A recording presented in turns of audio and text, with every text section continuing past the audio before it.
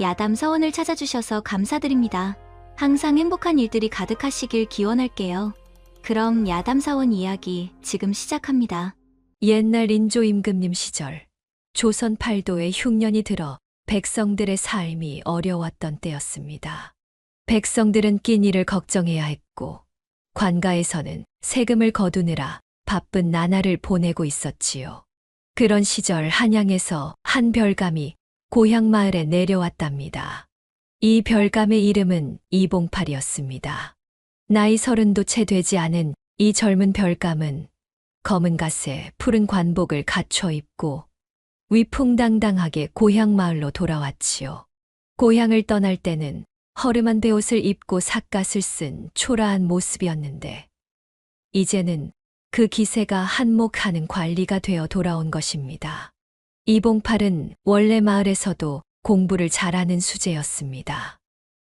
남들보다 글 읽는 속도가 빨랐고 외워도 척척했지요. 게다가 아버지가 마을의 작은 서당 훈장이었기에 어릴 적부터 한학의 기초를 닦았답니다. 하지만 집안이 그리 넉넉지 못했기에 좋은 옷 한 벌 제대로 입지 못하고 자랐습니다. 17살 되던 해 진사시에 합격했을 때도 주변 사람들이 축하해 주었지만 그는 만족하지 못했지요. 더 높이 올라가리라는 야망을 품고 있었거든요. 20살이 되던 해 마침내 과거에 급제하여 벼슬길에 오르게 되었고 이제는 별감이라는 자리까지 오른 것입니다.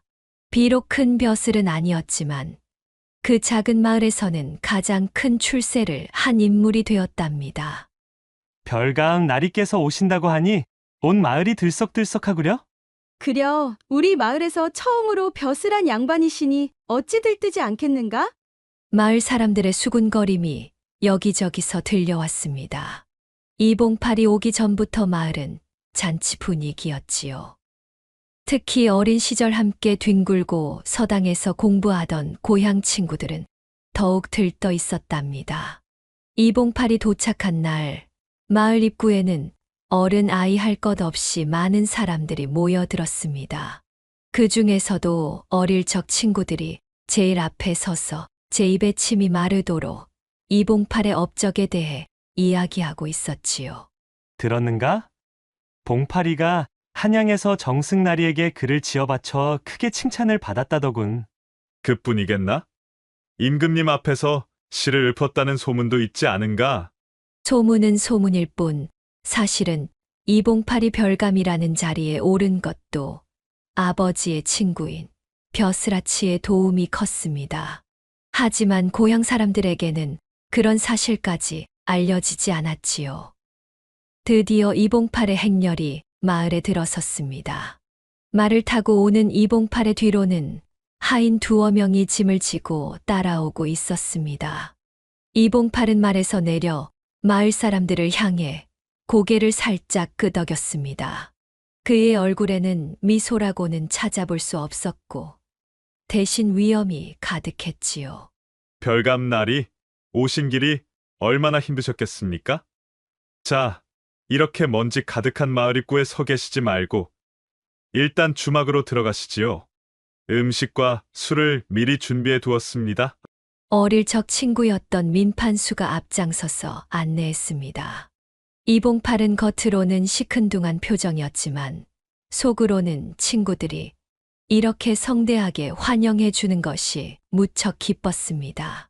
그는 아무렇지 않은 척 고개를 끄덕이며 일행을 따라 마을 주막으로 향했지요. 마을 주막은 이미 이봉팔의 환영 준비로 분주했습니다. 평소에는 손님이 드문 작은 주막이었지만 오늘만큼은 화려하게 꾸며져 있었지요. 기둥에는 붉은 비단이 둘러져 있었고 마당에는 큰 상이 차려져 있었습니다. 자, 별감날이 이리 높은 자리에 앉으시지요. 주모가 공손히 안내하며 가장 좋은 자리를 내어주었습니다.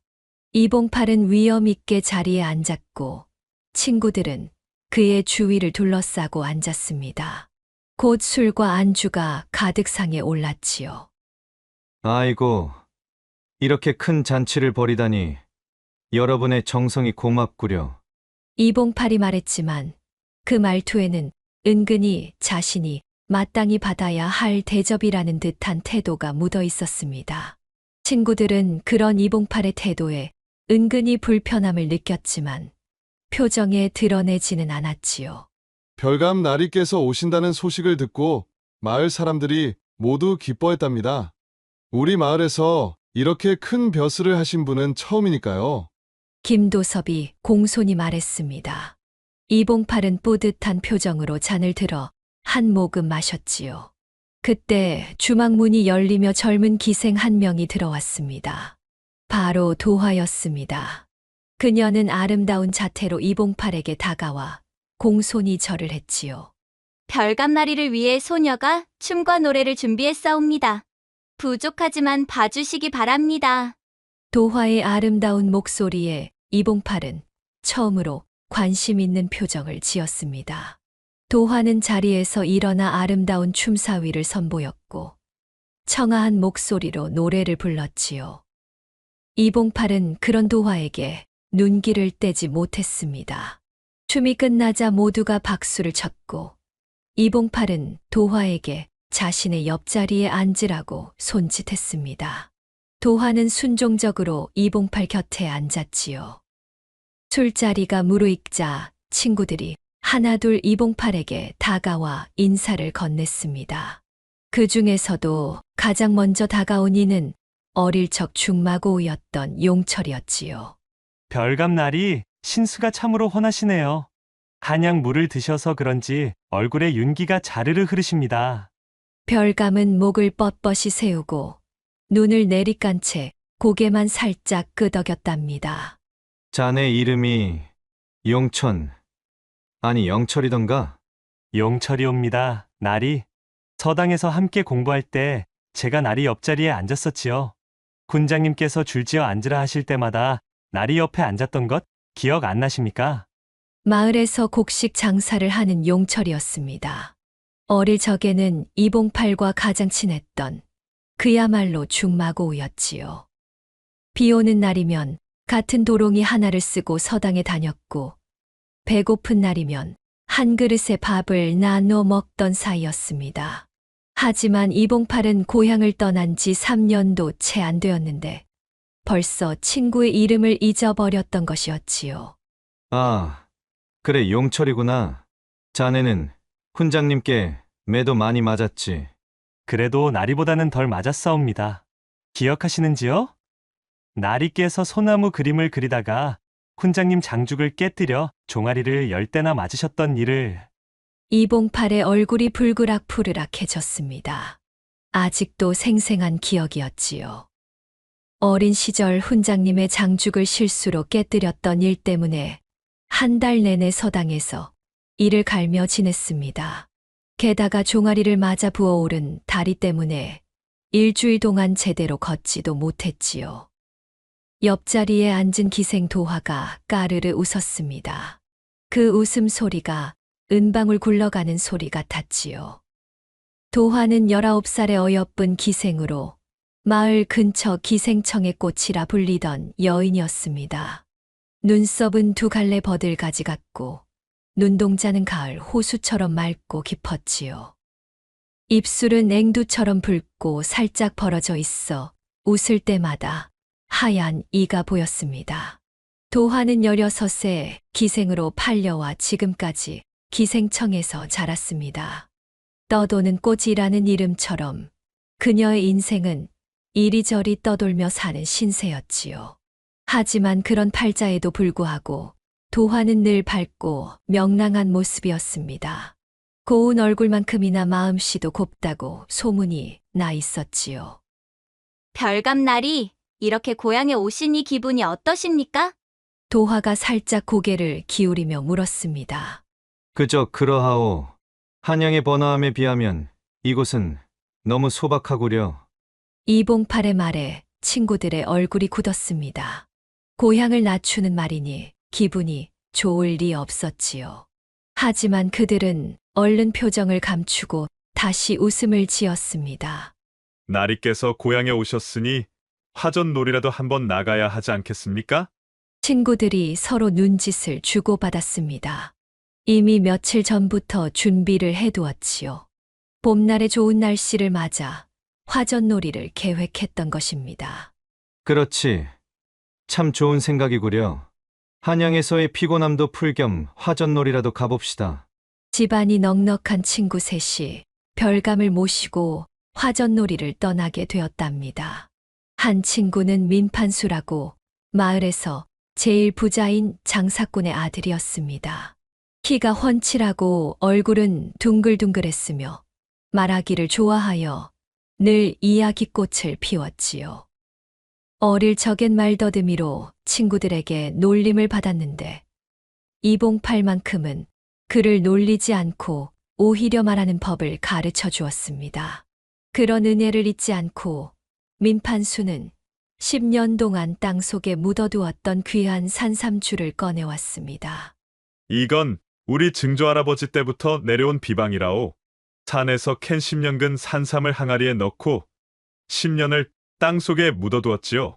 한 잔이면 온몸에 기운이 쫙 퍼진다니까요.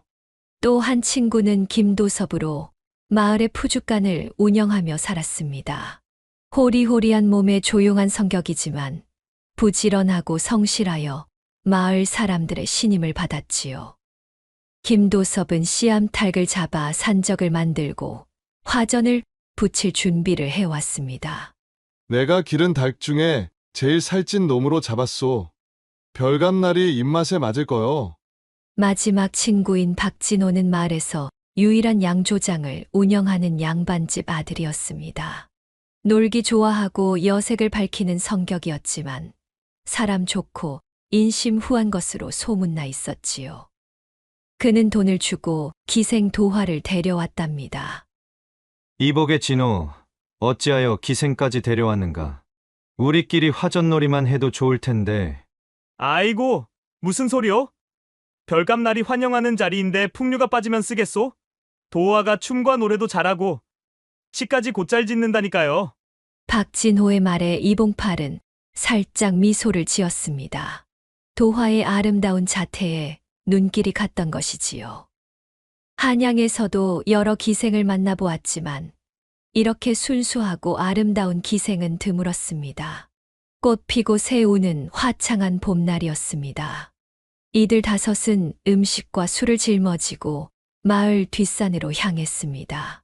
진달래꽃이 만발한 산길은 마치 붉은 비단을 깔아놓은 듯 아름다웠지요. 앞장선 도화가 어깨춤을 추며 산길을 올랐습니다. 진달래꽃은 붉게 불타고 개울에선 콸콸 옥수가 흐르고 산새는 울고 하늘은 맑고 봄바람은 살랑살랑 불어왔지요. 그 모습이 마치 동양화 한 폭을 보는 듯 했답니다. 도화는 산길을 오르며 노래를 불렀습니다. 허허, 도화의 노래 솜씨가 기생청에서 첫째라더니 과연 소문이 헛되지 않구려. 과찬이십니다. 귀한 분들 앞에서 부끄럽기 그지없습니다. 도화는 수줍게 웃으며 고개를 숙였습니다. 이봉팔은 그런 도화의 모습에 은근히 마음이 끌렸지만 별감의 채통을 지키기 위해 표정을 감추었지요. 산을 한참 오르니 마당바위라 불리는 넓은 안반이 나타났습니다. 마을에서 화전놀이를 가장 많이 하는 장소로 바위가 너른 마당처럼 편평하여 음식을 펼쳐놓고 먹기에 안성맞춤이었지요. 그런데 이상하게도 마당바위에는 이미 누군가가 앉아 있었습니다. 해진 갓을 삐딱하게 쓰고 장죽을 입에 꼬남은 사내가 편안한 자세로 누워 있었지요. 껄껄껄, 여기는 어인일인가? 귀한 손님들이 오시는구려. 주정뱅이 해악이 어떻게 냄새를 맡았는지 먼저 와서 마당바위에 좌정하고 앉아 시치미를 딱 떼고 오히려 별감 일행을 내려다보며 물었습니다. 해악은 마을에서 제일 가난한 집안 출신이었습니다. 어릴 적부터 총명했지만 집안 형편 때문에 서당에 다니지 못하다가 이봉팔의 아버지가 훈장으로 있던 서당에 겨우 들어갔지요. 하지만 공부보다는 술과 놀이를 좋아하여 끝내 과거를 보지 않고 마을에 남아 떠돌이 생활을 하게 되었습니다. 해학의 본명은 최해길이었지만 늘 남을 웃기고 해학적인 이야기를 잘해 해학이라는 별명으로 더 유명해졌지요. 키는 작지만 날렵한 몸매에 눈매가 매서웠고 특히 말재주가 뛰어나 누구와도 말싸움에서 지지 않았습니다. 그는 또한 글씨를 잘 쓰고 그림 솜씨도 뛰어났지만 그런 재주를 돈벌이에 쓰지 않고 주로 마을 아이들을 가르치거나 사람들을 웃기는 데 썼지요.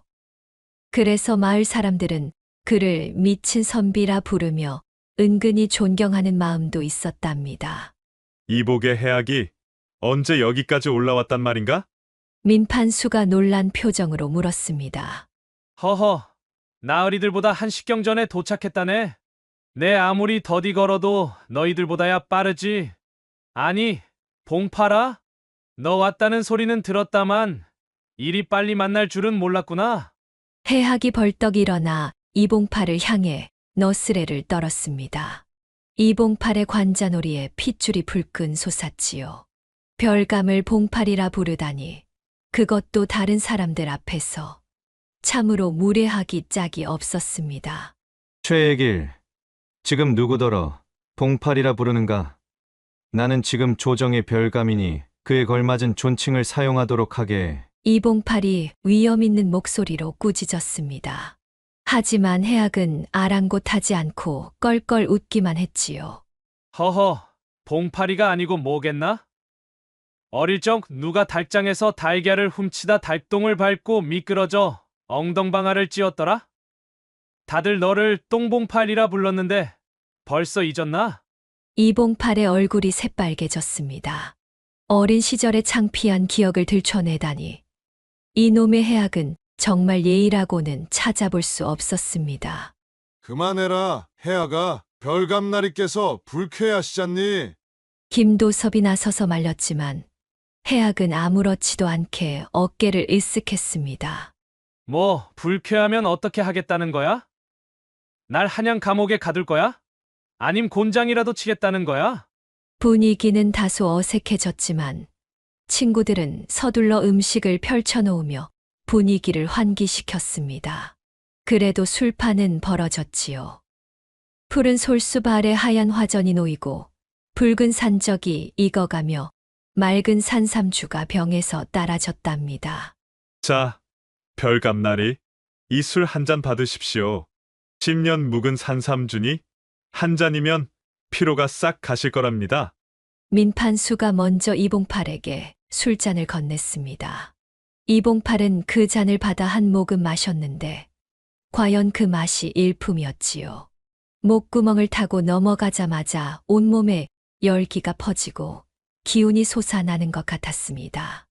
이복에 이 술 정말 기가 막히는구려. 한양의 어떤 술집에서도 맛보지 못한 풍미요. 그럼요. 이 술은 마을에서도 오직 별감나리 같은 귀한 손님만을 위해 내놓는 것이니까요. 민판수의 말에 이봉팔은 기분이 좋아져 웃음을 지었습니다. 그때 별감의 친구 중 하나가 기생도화에게 귀옛말로 속삭였습니다. 이복의 도화야. 저 주정뱅이 해악이 자네는 10년 묵은 산삼주를 조금씩만 따르게. 귀한 술을 저런 놈에게 많이 줄 필요 없네. 도화는 말없이 고개를 끄덕이고는 다른 사람들 술잔은 넘치게 따랐지만 불청객 해악의 술잔은 반도 차지 않게 술을 붓는 것이었지요. 한참 술자리가 무르익을 즈음 도화가 소피를 보러 숲속으로 가는데 해악이 몰래 따라갔답니다. 다른 이들은 술에 취해 이를 알아차리지 못했지요. 도화야, 이거 받아라. 도화는 눈이 동그래져 해악이 내민 엽전 주머니를 받았습니다. 해악의 행색을 보면 돈 한 푼 없을 것 같은데 어디서 이렇게 묵직한 돈주머니를 구했는지 의아했지요. 도화야, 부탁이 하나 있네. 내가 배탈이 나서 닷새 동안 하루에 죽 한 공기로 살았단다. 술을 마시면 안 되는데 오랜만에 친구를 만나서 그만. 내 잔엔 따르는 신용만 해다오. 배탈이 나셨다고요? 그런데 왜 이렇게 화전놀이에 오셨어요? 뭐 이봉팔이 온다는데 어찌 보지 않을 수 있겠나? 그 녀석 얼굴에 핏대 세우는 모습이 보고 싶어서 말이야. 도화는 속으로 생각했지요. 어려울 것 없지. 아니어도 그 귀한 술 해악에겐 조금씩 따르라 했는데. 알겠습니다. 대신 이 돈은 받을 수 없어요. 해악 어른께서 배탈까지 나셨는데 이렇게 많은 돈을. 아이고, 그냥 받게. 내가 어제 장터에서 운 좋게 큰 돈을 땄네. 그리고 도화 같은 어여쁜 아가씨에게 시키는 일인데 보상은 해야지. 해학이 윙크를 하며 말했습니다. 도화는 결국 그 돈주머니를 받았지요. 숲속에 앉아 소피를 보며 도화는 해학에게 받은 돈주머니를 열어봤습니다.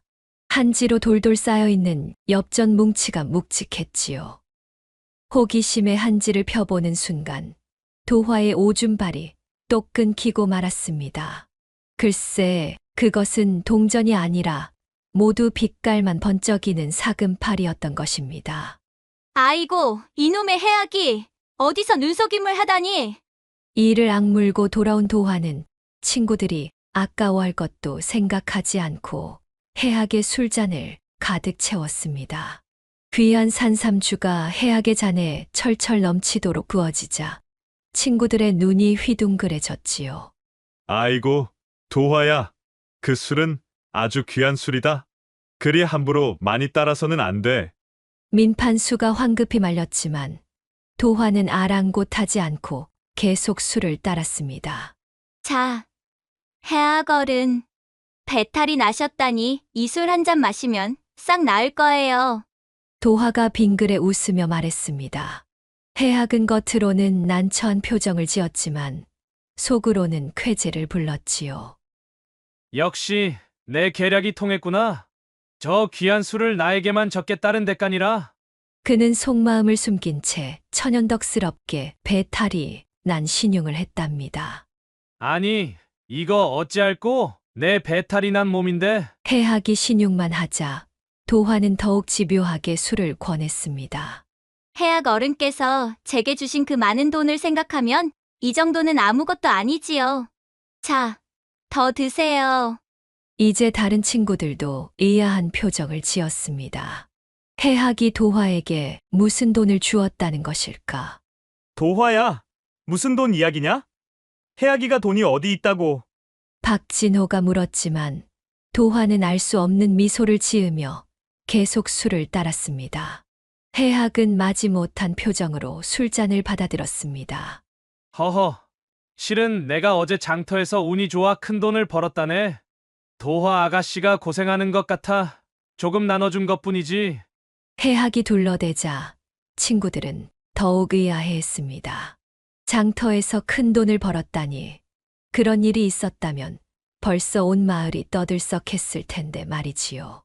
이거 참. 해악이가 돈을 벌었다니 해가 서쪽에서 뜨겠구만. 김도섭이 중얼거렸지만 이미 술은 해악의 잔에 계속 부어지고 있었습니다. 해악은 속으로 킬킬거리며 술을 마셨습니다. 귀한 산삼주가 목을 타고 넘어가자 온몸에 열기가 퍼졌지요. 이 술은 정말이지 한양의 어떤 술보다도 훌륭했습니다. 아이고, 이 술이 너무 독해서 배탈난 몸에는 조금 버겁구만. 해악이 일부러 얼굴을 찡그렸지만 눈빛만은 반짝이고 있었습니다. 도화는 그런 해악의 연기를 모르는 채 계속 술을 권했지요. 이봉팔은 옆에서 이 광경을 지켜보며 혀를 찼습니다. 저 귀한 술을 해악인 놈이 다 마시다니 정말 아깝구려. 민판수는 거의 울상이 되어 있었습니다. 그 술은 별감 나리를 위해 특별히 준비한 것인데 이렇게 해악이 배를 채우고 있으니 속이 타들어갔지요. 도화야, 이제 그만해도 되지 않겠니? 해악이도 충분히 마신 것 같은데. 하지만 도화는 단호했습니다. 아닙니다. 해악 어른께서 제게 베푸신 은혜를 생각하면 이 정도는 아무것도 아니에요. 도화의 말에 해악은 속으로 박장대소했습니다. 그렇게 호리병 하나가 순식간에 바닥났습니다. 해학은 배가 불러 트림을 하며 만족스러운 표정을 지었지요. 허허, 이제 배탈이 싹 나은 것 같구나. 도화 아가씨 고맙네. 덕분에 몸이 한결 가벼워진 것 같아. 해학이 느릿느릿 일어서며 말했습니다. 친구들은 아까운 술이 해학의 뱃속으로 들어간 것을 안타까워하며 한숨을 내쉬었지요. 특히 민판수는 거의 눈물이 날 지경이었습니다. 아이고, 내 10년 묵은 산삼주가 별감나리께 대접하려고 아껴둔 건데. 해학은 그런 친구들의 표정을 보며 속으로 쾌재를 불렀습니다. 이것이 바로 지혜로운 자의 승리로다. 한 푼 없는 내가 이렇게 귀한 술을 배불리 마셨으니 이보다 더 통쾌한 일이 어디 있겠는가? 술자리가 깊어지자 도화의 춤과 노래에 모두가 흥겨워했습니다. 도화는 특히 이봉팔을 향해 눈길을 주며 춤을 추었지요. 이봉팔도 그런 도화의 모습에 점점 마음을 빼앗겼습니다. 밤이 깊어지자 친구들은 하나둘 취해 잠이 들기 시작했습니다. 민판수와 김도섭은 이미 코를 골며 잠들어 있었고, 박진호도 나무 아래에 몸을 기대어 눈을 감고 있었지요. 해학은 취기가 올라 어디론가 사라진 지 오래였습니다. 별감나리, 제가 술상을 치우겠습니다. 도화가 조용히 다가와 말했습니다. 달빛 아래 도화의 얼굴은 더욱 아름답게 빛났지요. 이봉팔은 둘만 남게 되자 가슴이 두근거리기 시작했습니다. 도화야, 자네는 참으로 아름다운 여인이구려. 한양의 어떤 기생도 자네만큼 내 마음을 끌지는 못했네. 과찬이십니다. 나리, 소녀는 그저 시골 기생일 뿐입니다. 이봉팔은 술기운을 빌어 도화의 손을 슬쩍 잡았습니다.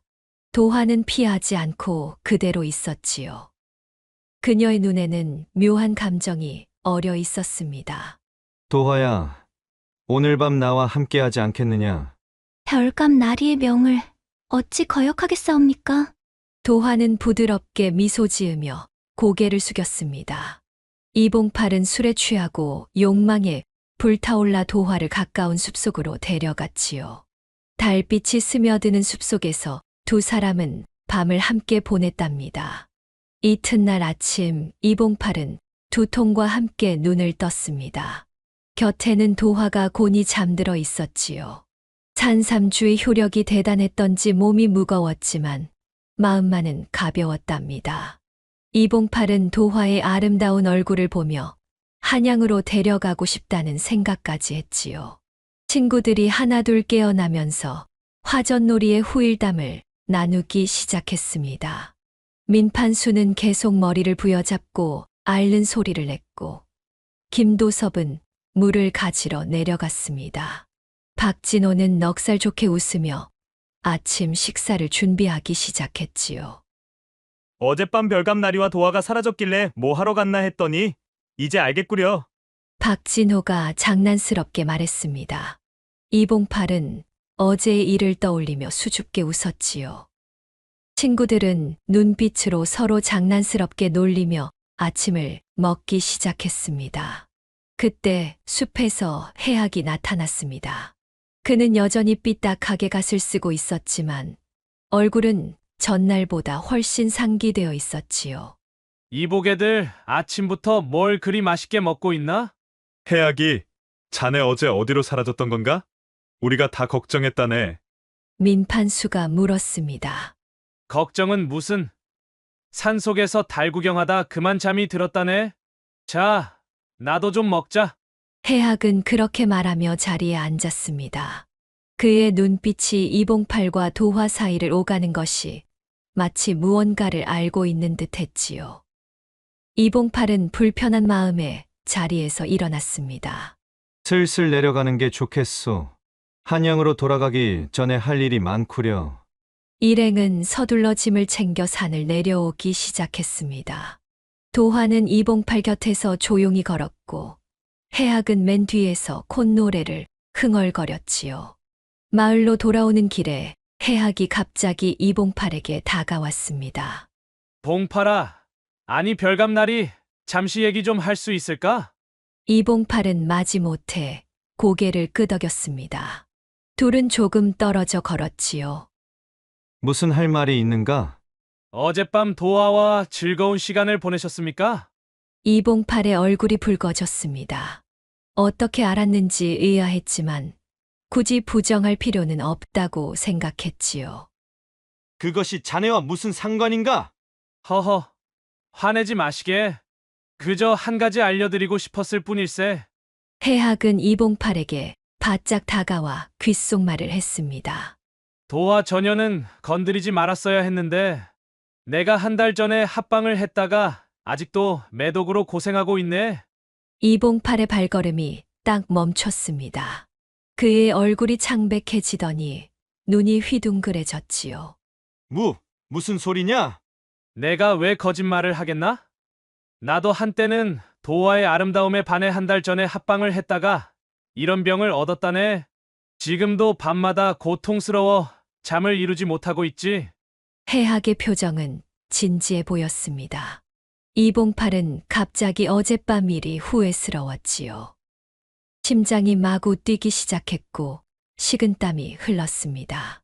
그럴 리가 없어. 도화가 그런 병이 있다면 어떻게 기생 일을 계속할 수 있겠느냐? 이것이 바로 기생의 서글픈 운명 아니겠나? 아무도 그들의 병을 묻지 않지. 그저 아름다움만 보고 찾아가니 말이야. 이봉팔은 앞서 걷고 있는 도화를 바라보았습니다. 어제까지만 해도 천상의 미인으로 보이던 그녀가 이제는 위험한 존재로 느껴졌지요. 이봉팔은 자신도 모르게 몸을 떨었습니다. 아, 이를 어쩐다. 걱정 마시게. 발병하기까지는 한 달은 더 걸릴 테니 그동안 한양의 의원을 찾아가 보시게. 혹시 모르지 별감날이니 좋은 약이라도 있을지. 해학은 동정하는 듯한 표정으로 이봉팔의 어깨를 두드렸습니다. 이봉팔은 더 이상 아무 말도 하지 못했지요. 머릿속이 하얘지고 다리에 힘이 풀렸습니다. 마을에 도착한 후 이봉팔은 누구와도 말을 나누지 않고 곧장 자신의 숙소로 향했습니다. 친구들은 의아해했지만 별감의 기분이 안 좋아진 것이라 생각하고 따라가지 않았지요. 별감날이 제가 따뜻한 차라도 준비해 드릴까요? 도화가 걱정스러운 표정으로 물었습니다. 아니, 됐소. 그냥 가주시오. 이봉팔의 차가운 태도에 도화는 상처받은 표정이었지만 예의 바르게 고개를 숙이고 물러났습니다. 이봉팔은 방문을 닫자마자 침상에 쓰러져 머리를 감싸쥐었습니다. 내가 어쩌다 이런 병에. 아니, 아직 확실한 것도 아니지. 그 해악이 말이 진실인지 어찌 알겠는가? 그러나 의심은 이미 이봉팔의 마음에 깊이 박혀버렸습니다. 그날 밤 이봉팔은 잠을 이루지 못했지요. 자신의 신체 여기저기를 살펴보며 이상한 점이 없는지 확인하기도 했습니다. 다음 날 아침 이봉팔은 서둘러 짐을 꾸렸습니다.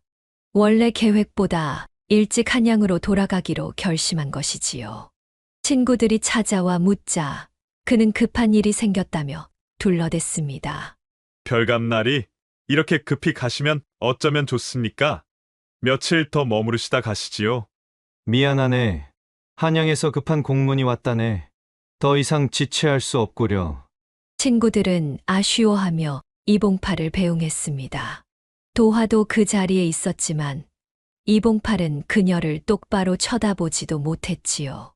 마을을 떠나기 직전 주막 앞에서 해학이 이봉팔을 기다리고 있었습니다.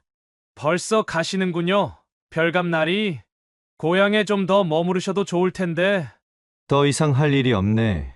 자네도 건강 조심하게. 이봉팔이 말을 타려는 순간 해학이 그의 소매를 잡았습니다. 잠깐만요. 별감날이. 떠나기 전에 한 가지 더 말씀드리고 싶습니다. 또 무슨 말이지? 실은 어제 도화에 관해 드린 말씀은 모두 거짓이었습니다. 이봉팔의 눈이 커졌습니다. 해학은 가볍게 웃으며 계속했지요. 도화는 깨끗한 아이요. 그리고 나도 매독 같은 거 없소. 그저 별감나리의 콧대를 꺾어주고 싶었을 뿐이라오. 이봉팔의 얼굴이 분노로 일그러졌습니다. 주변에 사람이 없었다면 해악의 멱살을 잡았을 것입니다. 이 미친놈이 무슨 짓을 한 거냐? 내가 얼마나 걱정했는지 알기나 하느냐? 그것 보시오. 별감나리도 보통 사람과 똑같이 걱정하고 두려워할 줄 아는군요. 한양에서 높은 벼슬을 한다고 해서 남들과 다를 것 없는 사람이라는 걸 이제 아셨겠지요? 해악의 말에 이봉팔은 할 말을 잃었습니다. 그는 분노와 당혹감, 그리고 안도감이 뒤섞인 표정으로 해악을 바라보았지요. 자네, 정말 나쁜 놈이야. 그럴지도 모르지요. 하지만 별감날이 고향에 돌아오셔서 그 콧대 높은 태도는 정말 보기 싫었습니다. 어릴 적 우리는 다 같은 친구였지 않습니까? 그런데 별감이 되셨다고 예전 친구들 이름도 기억 못하고 고향을 깔보고 그게 옳은 일인가요? 이봉팔은 해악의 말에 깊은 생각에 빠졌습니다. 사실 그의 말이 틀리지는 않았지요. 벼슬을 한 후로 그는 너무 거만해져 있었습니다.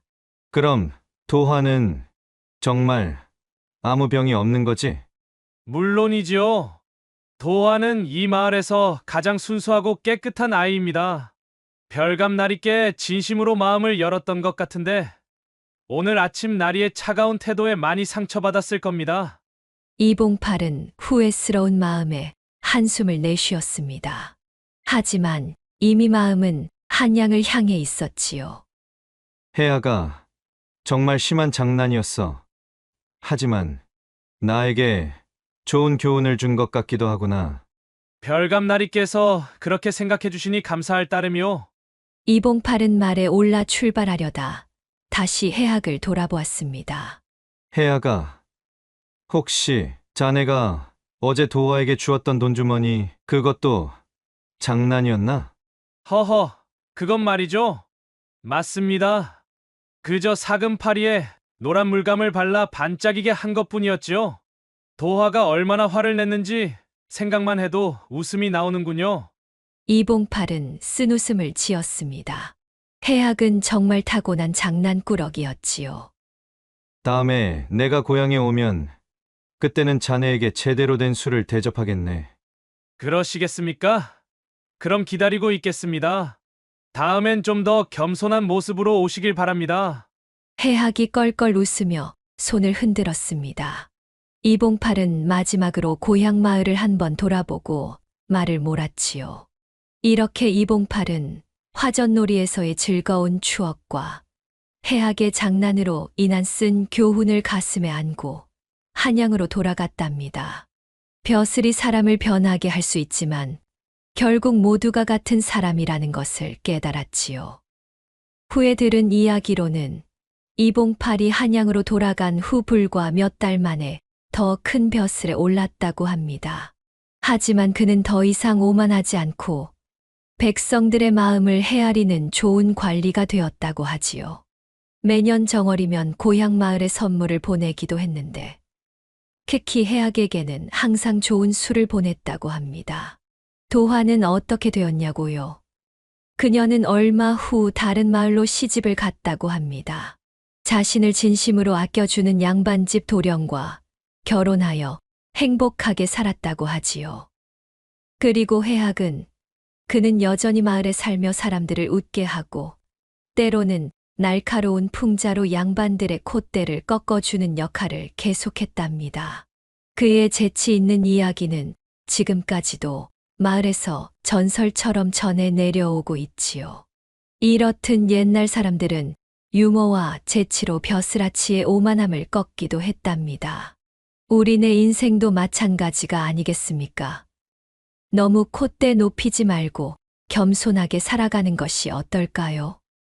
다음 이야기가 지금 시작됩니다. 구독과 좋아요는 큰 힘이 됩니다.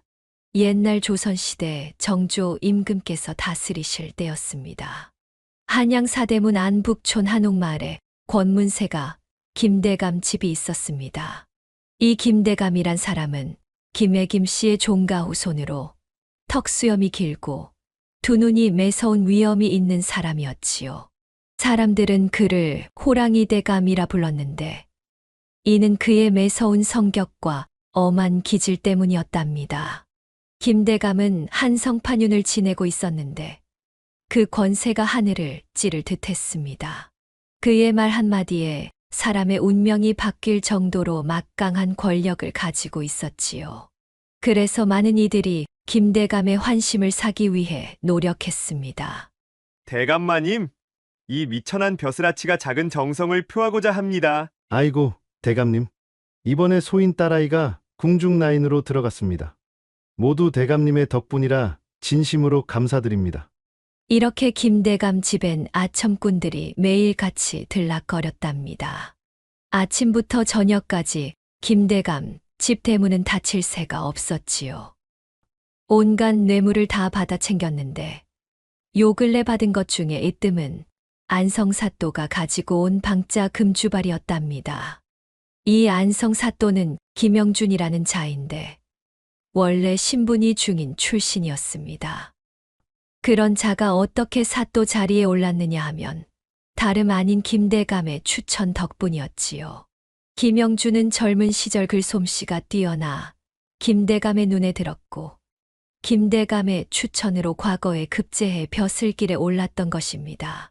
어느 날 안성사또는 특별한 선물을 들고 김대감을 찾아왔습니다. 그것은 조선 최고의 장인이 만든 방자 금주발이었지요. 순금에 가까운 재질로 만들어져 그 빛깔이 한양성 안에서 가장 고귀한 물건이라 할 만했습니다. 아니 이런 귀한 물건을 어찌 나에게 준단 말인가? 김대감은 금주발을 받으며 겸손한 척했지만 사실 내심 기뻐하고 있었답니다. 아니옵니다, 대감마님. 소인 같은 미천한 벼슬아치가 대감마님의 은혜를 조금이나마 갚고자 드리는 것이니 부디 거절 마시옵소서. 안성사또는 김대감 앞에 엎드려 간곡히 청했습니다. 사실 이 금주발은 안성고을의 백성들에게서 억지로 거둬들인 세금으로 만든 것이었지만 김대감의 환심을 사기 위해서라면 그 정도 희생은 감수할 만했지요. 그렇게까지 말하니 어쩔 수 없겠구만. 자네의 성의를 끝까지 거절하는 것도 도리가 아닐 테니. 김대감은 마지못해 받는 척하며 금주발을 받아들었습니다. 그날부터 김대감의 밥상에는 항상 금주발이 올라갔습니다. 김대감 밥상에 방자 금주발이 오르면 온 방안이 금빛으로 휘황찬란해졌답니다. 마치 임금님이 쓰시는 수라상 같다고 할까요?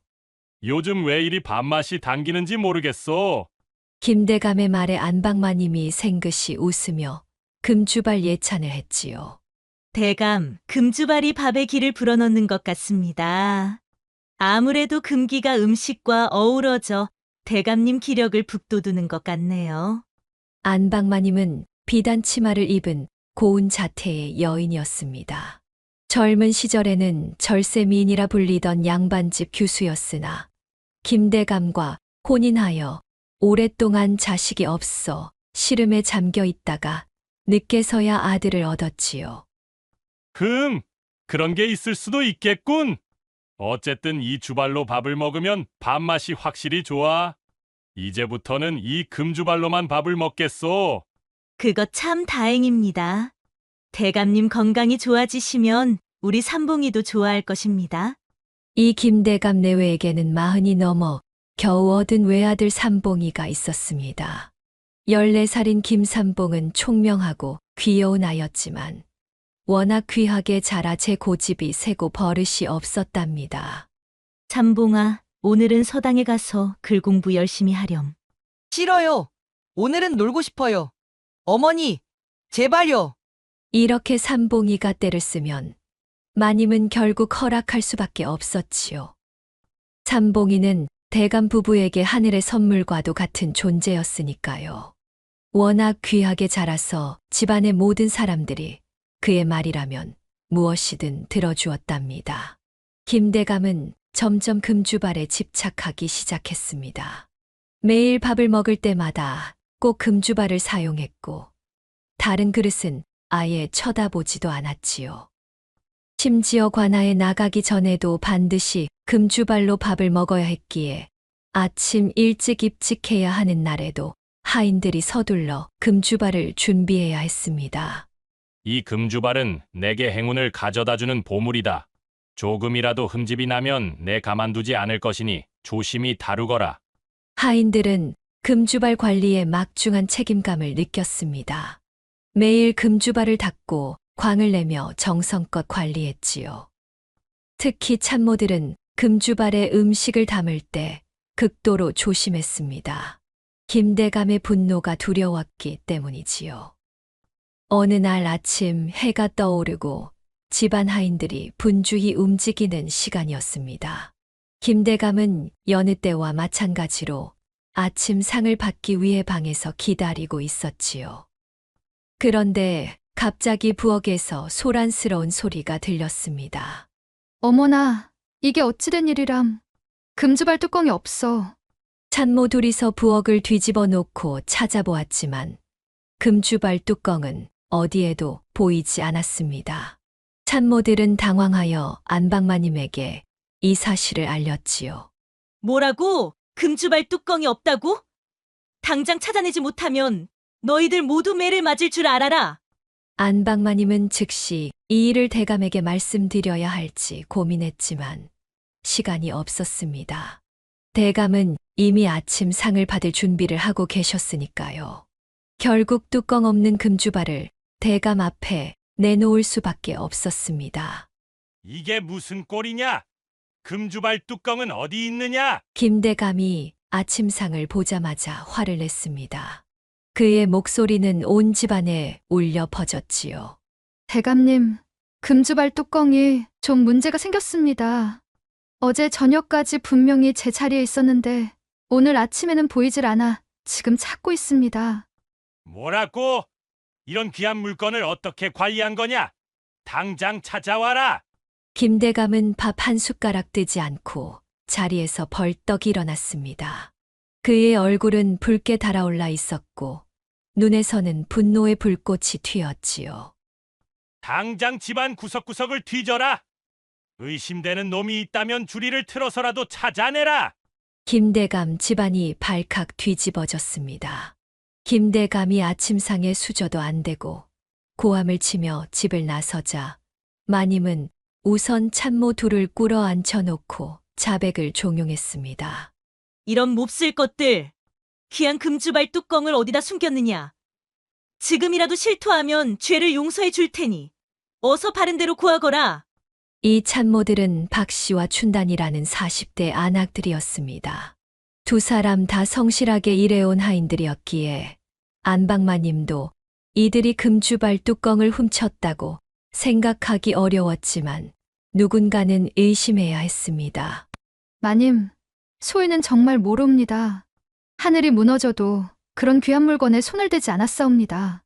어제 저녁에 금주발을 닦아 정갈하게 보관했는데 오늘 아침에 보니 뚜껑만 없어진 것이옵니다. 박 씨는 땀을 뻘뻘 흘리며 항변했습니다. 맞사옵니다. 소인들이 어찌 감히 그런 물건을 훔치겠사옵니까? 하늘의 맹세코 결백하옵니다.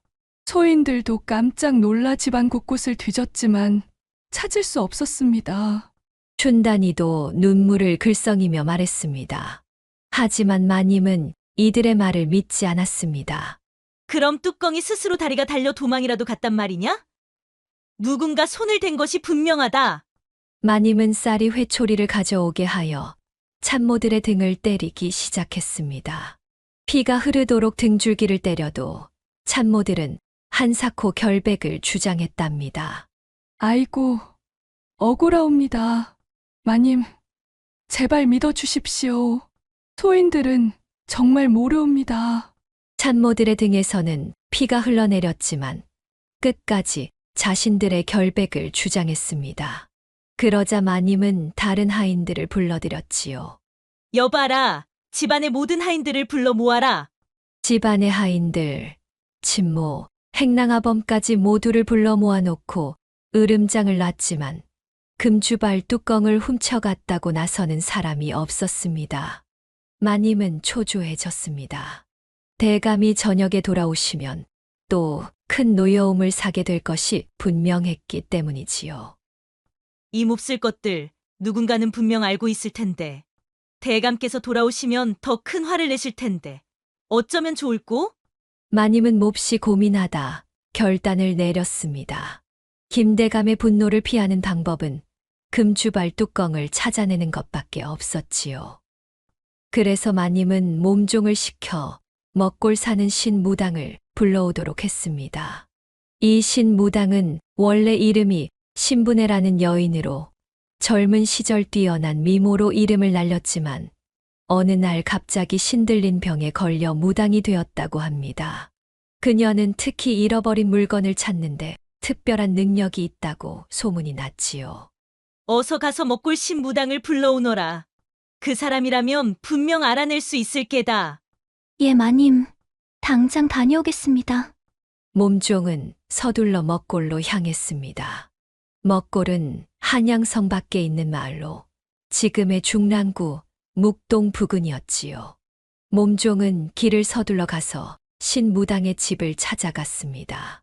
시간이 지나자 새빨간 치맛자락을 휘날리며 신무당이 김대감 집에 도착했답니다. 마님으로부터 자초지종을 들은 신무당은 눈을 가늘게 뜨고 배시시 웃더니 말했지요. 이건 구판을 벌일 필요도 없소이다. 장달 칸마리와 송곳을 준비해 주시오. 그 말에 마님의 얼굴이 환하게 펴졌습니다. 정말이오? 그리 간단히 찾을 수 있소? 염려 마시오. 도둑은 반드시 정체가 드러나게 되어 있소이다. 마님은 즉시 하인들에게 장달과 송곳을 준비하라고 명령했습니다. 집 안에서 가장 크고 튼튼한 장달기 잡혔고 날카로운 송곳도 마련되었지요. 안마당에 집안 사람들 모두를 모아놓고 봉당에 올라선 신무당이 왼손엔 장달개 모가지를 움켜쥐고 오른손엔 송곳을 쥔 채 찢어지는 쇳소리로 말했습니다. 나는 먹골 신무당이다. 내 앞에서는 어떤 거짓말도 통하지 않는다. 신무당은 방울을 흔들며 춤을 추기 시작했습니다. 그녀의 몸짓은 점점 격렬해졌고 얼굴은 점점 일그러졌습니다. 마치 신이 내려앉은 것처럼 보였지요. 들으라 조상신들의 목소리를.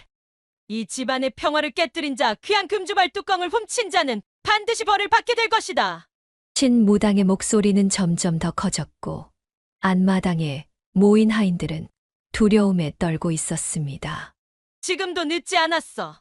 금주발을 훔쳐간 사람은 빨리 나와. 이 장달개 눈을 찌르면 금주발 뚜껑을 훔친 사람은 장님이 될 게야. 빨리 나오지 못하겠느냐. 신무당은 장닭을 높이 들어 올렸습니다. 장닭은 울음소리를 내며 발버둥쳤지만 신무당의 소나귀에서 벗어날 수 없었습니다. 모든 하인들은 두려움에 떨며 서로의 얼굴을 쳐다보았지만 누구도 나서지 않았지요. 정막이 흘렀습니다. 모두들 두려움에 떨고 있었지만 누구도 나서지 않았지요. 마님은 점점 초조해졌습니다. 이 집안에 도둑이 있다니 당장 나와라. 그렇지 않으면 어서 찌르시게. 도끼를 품은 마님이 갑자기 소리쳤습니다. 신무당은 잠시 머뭇거리다가 송곳을 장닭의 눈을 향해 내리꽂았습니다. 송곳에 눈을 찌른 장닭이 선혈을 뿌리며 날개를 퍼덕이자 신무당의 얼굴도 피범벅이 되었지요. 장닭은 고통스러운 비명을 지르며 신무당의 소나귀에서 벗어나려고 발버둥쳤지만 결국 힘이 빠져 축 늘어지고 말았습니다. 아이고, 이런 더러운 것. 하지만 참아야지. 신무당은 얼굴에 묻은 피를 손으로 닦으며 중얼거렸습니다. 피를 쏟던 장닭이 마침내 다리를 축 늘어뜨리며 조용해지자 마님과 신무당은 안마당을 내려다봤습니다. 장님이 된 사람은 아무도 없었답니다. 침 삼키는 소리뿐이었지요. 이상하구나. 아무도 장님이 되지 않았네. 신무당은 혼란스러운 표정을 지었습니다. 마님도 당황스러웠지요. 어찌된 일이오? 도둑이 없다는 말이오? 아니, 그렇지는 않을 텐데. 도둑은 있는데 우리 눈에 보이지 않는 것 같소이다. 그때였습니다. 대문 쪽에서 소란스러운 소리가 들려왔습니다. 서당 훈장과 학동들이 대문 안으로 들어오는데 나이 먹은 학동에게 엎혀 들어오는 아이는 바로 늦게 본 김대감의 외동아들이었습니다. 그 모습이 어찌나 처량했던지 마님은 가슴이 철렁 내려앉았지요. 삼봉이는 얼굴이 창백했고 두 눈을 손으로 가리고 있었습니다. 그리고 울음소리를 내고 있었지요. 어머니, 앞이 안 보여요. 삼봉이의 말에 마님은 심장이 멎는 듯한 충격을 받았습니다. 마님이 장님이 된 외동아들을 잡고 통곡하며 어찌된 일이냐고 묻자 훈장이 당황한 표정으로 말했지요. 아이고 마님, 조금 전에 글을 읽다가 갑자기 꽥소리를 지르며 눈을 감싸 앉은 뭡니까? 저희도 놀라서 어찌된 일인지 물었는데 아이가 갑자기 눈이 안 보인다며 울음을 터뜨렸습니다. 그래서 급히 데리고 왔습니다. 아이고, 내 아들. 이게 어찌된 일이냐? 마님은 아들을 부둥켜 안고 통곡했습니다. 이 광경을 본 하인들과 식구들도 모두 충격에 빠졌지요. 신무당은 이 모든 상황을 지켜보다가 천천히 고개를 끄덕였습니다. 이제 알겠소이다. 금주발 뚜껑을 누가 가져갔는지. 무슨 말이오? 누가 가져갔단 말이오? 마님이 소리쳤습니다. 그러자 신무당은 조용히 삼봉이에게 다가갔지요. 도련님, 금주발 뚜껑을 가져가셨지요? 마님은 화가 나서 소리를 질렀습니다. 이 무당이 감히 내 아들을 의심해. 당장 나가거라. 하지만 삼봉이가 훌쩍이며 말했습니다. 어머니, 맞아요. 제가 가져갔어요.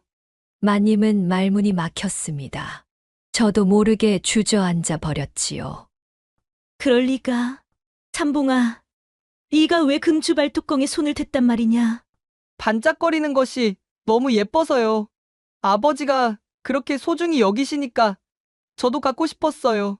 삼봉이는 흐느끼며 고백했습니다. 마님은 곧 하인들을 불러 삼봉이의 방을 살피게 했지요. 얼마 지나지 않아 하인들이 금주발 뚜껑을 들고 돌아왔습니다. 금주발 뚜껑은 삼봉이의 침구 밑에 숨겨져 있었답니다. 마님은 그 자리에서 쓰러지고 말았습니다. 하인들이 급히 마님을 방으로 모셨고 정신을 차린 마님은 신무당에게 매달렸습니다. 제발 우리 아들의 눈을 고쳐주시게. 자네가 그렇게 만들었으니 다시 돌아오게 하는 것도 할 수 있지 않겠는가? 신무당은 삼봉이의 눈을 살폈습니다. 그리고 특별한 치료를 시작했지요. 작은 주머니에서 약초를 꺼내어 물에 풀어 삼봉이의 눈에 바르고 주문을 외웠습니다. 천지신명께 비나이다. 이 아이의 눈을 다시 열어주소서. 이 아이가 잘못을 깨닫고 반성하였으니 용서하여 주시고 빛을 다시 보게 하여 주소서. 신무당은 한참 동안 기도를 올렸지만 삼봉이의 눈은 여전히 볼 수 없는 상태였습니다. 마님은 점점 더 불안해졌지요. 어쩌면 좋단 말이오? 우리 아들이 정말 장님으로 살아야 하는 것이오? 신무당은 깊은 한숨을 내쉬었습니다. 마님, 이 일은 단순히 아이의 잘못만이 아니옵니다. 대감님의 집착이 불러온 화입니다. 대감님이 금주발에 지나치게 집착하시고 그것을 대하는 방식이 하인들에게 두려움을 심어주었지요. 그런 모습을 보고 자란 도련님이 결국 금주발 뚜껑에 욕심을 내게 된 것입니다. 그럼 어떻게 해야 하오? 내 아들의 눈을 살리려면 무엇을 해야 하오? 대감님이 돌아오셔서 스스로 깨달음을 얻으셔야 합니다. 지나친 집착과 욕심이 가져온 화라는 것을 대감님 스스로 깨달으셔야 도련님의 눈도 다시 볼 수 있게 될 것입니다. 마님은 초조하게 기다렸습니다. 해가 저물고 어둑어둑해질 무렵 마침내 김대감이 집으로 돌아왔습니다. 여봐라, 금주발 뚜껑은 찾았느냐? 김대감이 대문을 들어서자마자 물었습니다. 그의 얼굴에는 긴장감이 가득했지요. 대감마님, 중대한 일이 생겼습니다. 하인들이 조심스럽게 말했습니다. 김대감은 안색이 변했습니다. 무슨 일이냐? 금주발 뚜껑은 어찌 되었느냐? 금주발 뚜껑은 찾았습니다만 도련님께서 하인은 말을 잇지 못했습니다. 김대감은 급히 안채로 들어갔고 그곳에서 울고 있는 아내와 눈을 감고 있는 아들을 발견했습니다. 이게 어찌된 일이오? 삼봉이가 왜 이러오? 마님은 흐느끼며 모든 상황을 설명했습니다. 금주발 뚜껑을 잃어버렸다는 소식에 참모들을 매질했던 일, 신무당을 불러 의식을 했던 일, 그리고 삼봉이가 금주발 뚜껑을 훔쳤다는 사실과 함께 눈이 멀게 된 일까지 모두 말했지요. 김대감의 얼굴은 순식간에 창백해졌습니다. 그는 넋이 나간 듯 아들 곁으로 다가갔습니다. 삼봉아, 김대감은 아들의 손을 잡았습니다. 삼봉이는 아버지의 목소리를 듣고 훌쩍이며 말했지요. 아버지, 죄송해요. 금주발 뚜껑을 가져가서 아버지가 너무 소중히 여기시길래 저도 갖고 싶었어요. 김대감은 말없이 아들을 끌어안았습니다. 그의 눈에서 눈물이 흘러내렸지요. 평생 눈물을 보인 적 없는 김대감이었지만 이 순간만큼은 자신의 감정을 감출 수 없었습니다. 내가 이런 화를 불러왔구나. 신무당이 조용히 다가와 말했습니다. 대감님, 이 모든 일은 금주발에 대한 과한 집착 때문입니다. 물건에 집착하는 마음이 결국 소중한 아들까지 해치게 된 것입니다. 대감님께서 그 집착을 내려놓으셔야 도련님의 눈도 다시 빛을 볼 수 있을 것입니다. 김대감은 한참을 생각하다가 일어섰습니다. 그리고는 방 밖으로 나가더니 금주발을 가져오게 했지요. 그리고 뜰 가운데 서서 큰 소리로 말했습니다. 내 어리석은 욕심으로 집안이 시끄러워지고 심지어 내 아들까지 해를 입었다. 이제 깨달았구나. 금주발이 아무리 귀한들 내 아들의 눈보다 귀할 수는 없다. 그리고는 금주발과 뚜껑을 땅에 내던졌습니다. 반짝이던 금주발은 땅에 부딪혀 움푹 패였지만 김대감은 개의치 않았습니다. 이제부터 우리 집에선 어떤 물건보다 사람이 먼저다. 내 그 어떤 물건에도 다시는 집착하지 않겠다. 그 순간 신기한 일이 일어났습니다. 안채에서 삼봉이의 기쁨에 찬 목소리가 들려왔지요. 어머니, 보여요. 제 눈이 다시 보여요. 모두가 놀라 안채로 달려갔습니다. 삼봉이는 두 눈을 크게 뜨고 주변을 둘러보고 있었습니다. 마님은 기쁨의 눈물을 흘리며 아들을 껴안았고 김대감도 그 옆에 무릎을 꿇고 앉았습니다. 아버지, 제 눈이 나았어요. 그래, 삼봉아. 정말 다행이구나. 아버지가 너무 어리석었다. 신무당은 미소를 지으며 이 광경을 지켜보았습니다. 그리고 조용히 말했지요. 물건에 대한 집착을 버리니 도련님의 눈도 나았습니다. 세상 모든 재물은 결국 한낱 티끌에 불과하나니 사람과의 인연과 정이 가장 소중한 것임을 잊지 마시기 바랍니다. 이 일이 있은 후 김대감은 크게 변했다고 합니다. 더 이상 뇌물을 받지 않았고 사치스러운 생활도 버렸지요. 그는 먼저 억울하게 매를 맞은 참모들에게 사과하고 위로금을 내렸습니다. 모두 내 잘못이구나. 너희에게 억울한 매를 때려 미안하다. 이제부터는 사람을 늘 먼저 생각하는 주인이 되겠다. 김대감은 또한 집안 살림도 검소하게 바꾸었습니다. 금주발은 녹여서 그 돈으로 가난한 백성들을 돕는 데 썼지요. 그의 이런 모습에 김대감 집안의 분위기도 완전히 바뀌었답니다. 삼봉이도 이 일을 계기로 많이 변했습니다. 더 이상 버릇없이 굴지 않았고 공부에도 열심히 매진했지요. 불우한 이웃을 돕는 일에도 앞장섰답니다. 신무당은 그 일을 마치고 다시 먹골로 돌아갔습니다. 하지만 그녀의 이야기는 오랫동안 한양성안의 입에서 입으로 전해졌지요. 이렇게 김대감은 큰 시련을 통해 깨달음을 얻었고 그의 가족도 더 행복하고 의미 있는 삶을 살게 되었답니다. 물건에 대한 집착이 얼마나 우리의 마음을 어지럽히고 심지어 우리가 가장 소중히 여기는 것들까지 해칠 수 있는지를 보여주는 이야기였지요. 이처럼 세상의 어떤 금은보화도 가족의 행복과 건강보다 소중할 수는 없답니다. 김대감의 이야기처럼 우리도 때로는 물질적인 것에 너무 집착하지 말고 진정으로 소중한 것이 무엇인지 돌아볼 필요가 있지 않을까요? 우리 모두의 삶에서도 이런 깨달음의 순간이 있기를 바랍니다.